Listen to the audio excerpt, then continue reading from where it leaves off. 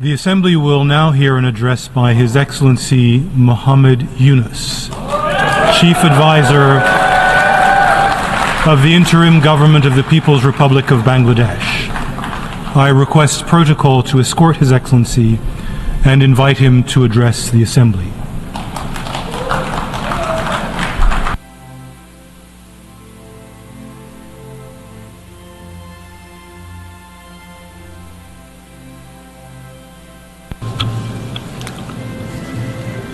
বিসমিল্লাহির রহমানির রহিম। মাননীয় সভাপতি, জাতিসংঘের সাধারণ বিসমিল্লাহির রহমানির রহিম। মাননীয় সভাপতি, জাতিসংঘের সাধারণ পরিষদের সভাপতি নির্বাচিত হওয়ায় প্রথমেই আপনাকে আন্তরিক অভিনন্দন জানাচ্ছি। আমি আশ্বস্ত করছি যে আপনার এই দায়িত্ব পালনকালে বাংলাদেশ প্রতিনিধি দল আপনাকে পূর্ণাঙ্গ সহযোগিতা প্রদান করবে। জাতিসংঘের ম্যান্ডেটকে সমুন্নত রেখে বৈশ্বিক সংকটসমূহ নিরসনে মহাসচিব অ্যান্টোনিও গুতেরেসের দৃঢ় প্রতিজ্ঞ সাফল্যমণ্ডিত নেতৃত্বের জন্য তাকেও জানাই আন্তরিক সাধুবাদ। সামিট অব দ্য ফিউচার আয়োজনে আমি মহাসচিবের দূরদর্শী ভূমিকার বিশেষ প্রশংসা করছি। সম্মেলনে যে pact for the future and declaration on future generations সর্বসম্মতভাবে গৃহীত হয়েছে, তা এজেন্ডা 2030 পরবর্তী বৈশ্বিক উন্নয়ন কর্মপন্থা নির্ধারণে বিশেষ সহায়ক হবে বলে আমি মনে করি। বাংলাদেশ বিশ্বাস করে যে এই সম্মেলনের অর্জন বৈশ্বিক সমৃদ্ধি অর্জনের জন্য আমাদের সবার অভিপ্রায় ও সহযোগিতা কাঠামো প্রণয়নে দিক নির্দেশক হিসেবে কাজ করবে।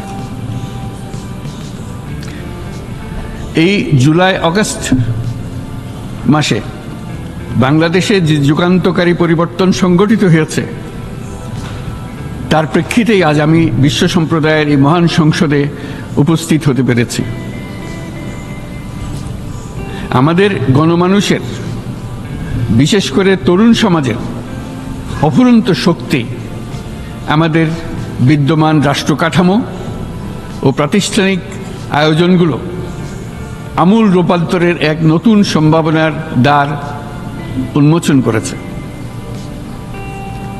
আমাদের ছাত্র ও যুব সমাজের আন্দোলন প্রথম দিকে মূলত ছিল বৈষম্য বিরোধী আন্দোলন,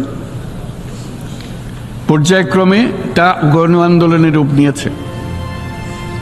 এরপর সারা পৃথিবী অবাক বিস্ময়ে দেখেছে কিভাবে সমগ্র বাংলাদেশের মানুষ একনায়কতন্ত্র, নিপীড়ন, বৈষম্য, অবিচার ও দুর্নীতির বিরুদ্ধে রাজপথ ও সামাজিক যোগাযোগের মাধ্যমে দৃঢ়ভাবে রুখে দাঁড়িয়েছিল।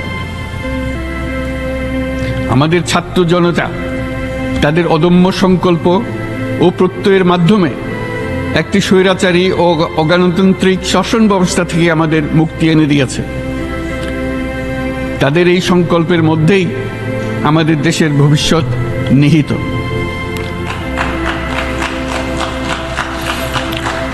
যা এই দেশকে বিশ্ব সম্প্রদায়ের মাঝে একটি দায়িত্বশীল জাতির মর্যাদায় উন্নত করবে বলে আমি বিশ্বাস করি।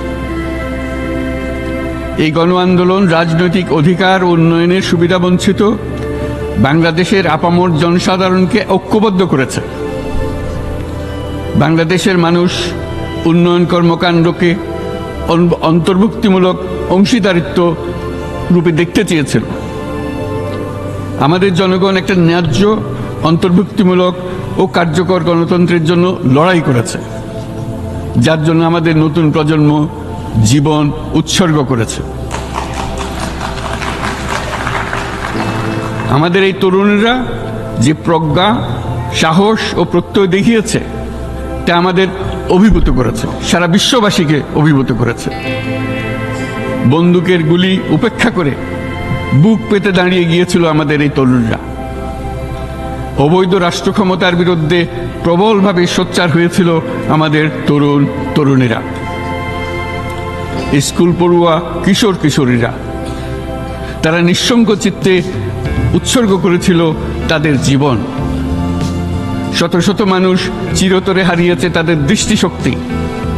আমাদের মায়েরা, দিনমজুরেরা ও শহরের অগণিত মানুষ তাদের সন্তানদের কাঁধে কাঁধ মিলিয়ে নেমেছিল রাজপথে।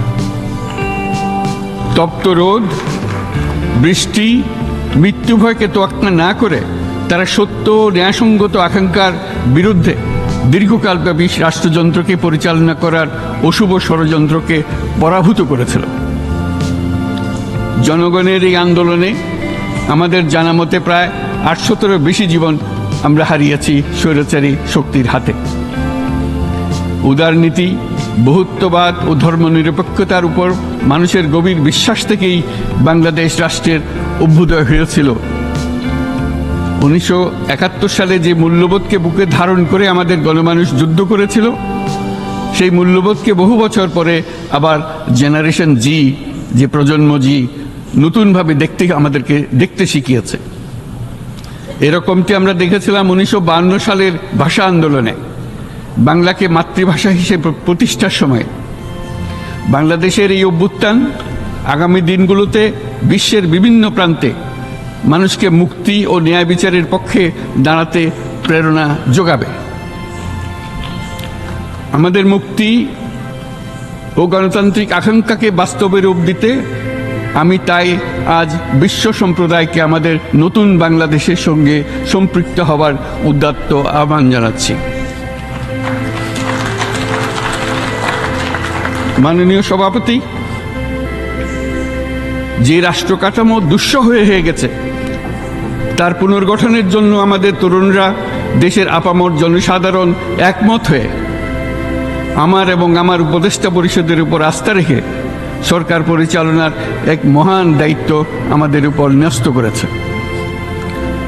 এই দায়িত্ব গ্রহণের পর আমরা গভীর বিস্ময় ও হতাশার সঙ্গে মুখোমুখিভাবে দেখতে পাচ্ছি কিভাবে সর্বগ্রাসী দুর্নীতি একটি কার্যকর গণতান্ত্রিক ব্যবস্থাকে ধ্বংসস্তূপে পরিণত করেছে, কিভাবে রাষ্ট্রের মূল প্রতিষ্ঠানগুলোকে নির্মমভাবে দলীয়করণের আবর্তে বন্দী করে রাখা হয়েছিল, কিভাবে জনগণের অর্থকে লুটপাট করা হয়েছিল, কিভাবে একটি বিশেষ স্বার্থান্বেষী গোষ্ঠী সমস্ত ব্যবসা বাণিজ্যকে অন্যায়ভাবে নিজেদের হাতে কুক্ষিগত করে দেশের সম্পদ অবাধে বিদেশে পাচার করে দিয়েছে। এক কথায়, কিভাবে প্রত্যেকটি পর্যায়ে ন্যায় ও নীতি ও নৈতিকতা অদৃশ্য হয়ে গিয়েছিল। এরকম এক অবস্থার দেশকে পুনর্গঠন এবং জনগণের কাঙ্ক্ষিত রাষ্ট্র ব্যবস্থা প্রতিষ্ঠিত করার জন্য আমাদের উপর দায়িত্ব প্রদান করা হয়েছে। অতীতের ভুলগুলোকে সংশোধন করে একটা প্রতিযোগিতামূলক ও শক্তিশালী অর্থনীতি এবং ন্যায়ভিত্তিক সমাজ ব্যবস্থা গড়ে তোলাই এই মুহূর্তে আমাদের মূল লক্ষ্য। বর্তমান পরিবর্তিত পরিস্থিতিতে সকল রাজনৈতিক দল এখন স্বাধীনভাবে তাদের মতামত প্রকাশ করতে পারছে। যেই সব ব্যক্তি বা প্রতিষ্ঠান রাষ্ট্রীয় কাজ ও সিদ্ধান্ত গ্রহণ করার প্রক্রিয়ায় সম্পৃক্ত, তাদের প্রত্যেকের জবাবদিহিতা নিশ্চিত করাই আমাদের অগ্রাধিকার। আমরা মানুষের মৌলিক অধিকারকে সমুন্নত ও সুরক্ষিত রাখতে দৃঢ়প্রতিজ্ঞ। আমাদের দেশের মানুষ মুক্তভাবে কথা বলবে, ভয়ভীতি ছাড়া সমাবেশ করবে, তাদের পছন্দের ব্যক্তিকে ভোট দিয়ে নির্বাচিত করবে, এটাই জাতির আকাঙ্ক্ষা এবং এটাই আমাদের লক্ষ্য।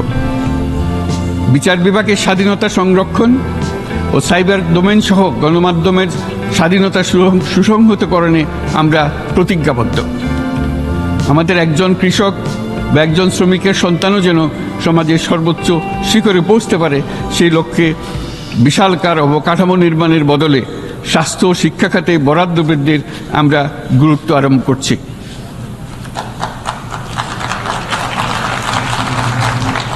রাষ্ট্র ব্যবস্থার সকল পর্যায়ে সুশাসন ফিরিয়ে আনাই আমাদের অভীষ্ট।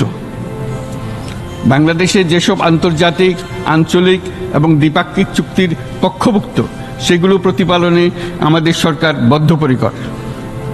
জাতিসংঘ সহ বহুপাক্ষিক বিশ্ব কাঠামোতে বাংলাদেশের সক্রিয় অংশগ্রহণ ও অবদান অব্যাহত থাকবে। পারস্পরিক শ্রদ্ধাবোধ, মর্যাদা ও স্বার্থরক্ষণের ভিত্তিতে বাংলাদেশ বিশ্বের সকল রাষ্ট্রের সাথে বন্ধুত্বপূর্ণ সম্পর্ক বজায় রাখবে। মাননীয় সভাপতি, গত 7 সপ্তাহের মধ্যে আমাদের সরকার বিভিন্ন গুরুত্বপূর্ণ পদক্ষেপ গ্রহণ করেছে। আমাদের অনুরোধে সাড়া দিয়ে জাতিসংঘের মানবাধিকার বিষয়ক হাই কমিশনার বাংলাদেশের গণ আন্দোলনকালে সংগঠিত মানবাধিকার লঙ্ঘনের বিষয়ে বিস্তৃত অনুসন্ধান এবং এইসব বিষয়ে ঘটনার পুনরাবৃত্তি রোধে পরামর্শ প্রদানের জন্য একটা ফ্যাক্ট ফাইন্ডিং কমিশন গঠন এবং তার কাজ শুরু করার জন্য দ্রুত বাংলাদেশে পাঠিয়ে দিয়েছে। আমি তাকে বাংলাদেশের পক্ষ থেকে অশেষ ধন্যবাদ জানাচ্ছি। দায়িত্বভার গ্রহণের 2 সপ্তাহের মধ্যে আমরা গুম প্রতিরোধে যে আন্তর্জাতিক কনভেনশন রয়েছে তাতে যোগদান করেছি।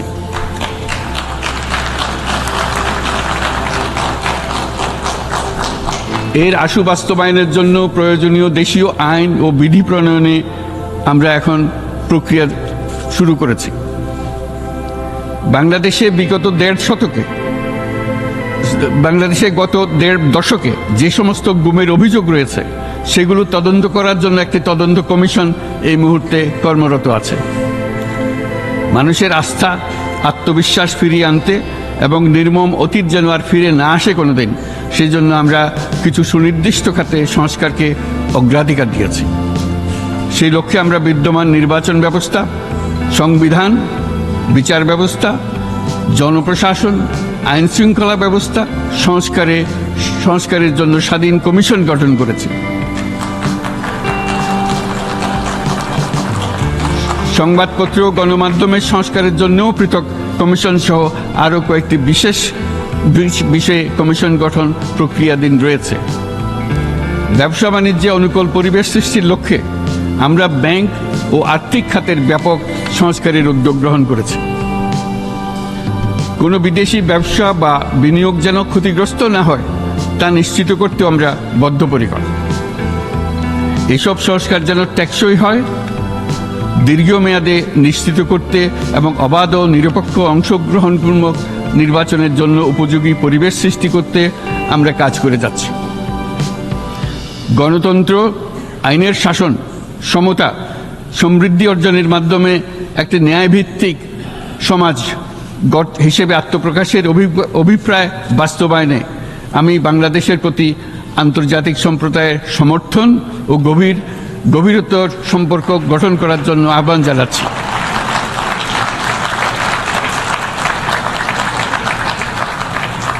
মাননীয় সভাপতি, বাংলাদেশ মনে করে যে শান্তি রক্ষা ও সংঘাত মোকাবেলা জনগণের সমৃদ্ধি নিশ্চিত করার মূল চালিকা শক্তি।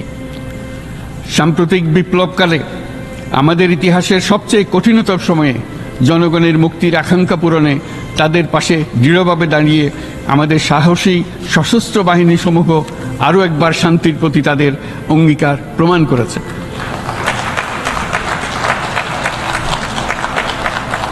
এটা সম্ভব হয়েছে শান্তি রক্ষায় আমাদের অঙ্গীকারের কেন্দ্রবিন্দুতে মানবাধিকারকে স্থান দেওয়ার ফলে। জাতিসংঘের পিস বিল্ডিং কমিশনের সূচনা লগ্ন থেকেই শান্তি রক্ষার মতো শান্তি বিনির্মাণেও বাংলাদেশ সমান অঙ্গীকার ব্যক্ত করে এসছে। আমাদের দিনগুলোতে আমরা জাতিসংঘের শান্তি রক্ষা কার্যক্রমে আমাদের মূল্যবোধ ভিত্তিক অবদানের ধারাবাহিকতা রক্ষা, সমুন্নত ও প্রসারিত করতে বদ্ধপরিকর। জাতিসংঘের শান্তি রক্ষা কার্যক্রমে অবদানকারী তৃতীয় বৃহত্তম রাষ্ট্র হিসেবে বাংলাদেশ এখন পর্যন্ত 43টি দেশে 63টি মিশনে শান্তিরক্ষী প্রেরণ করেছে।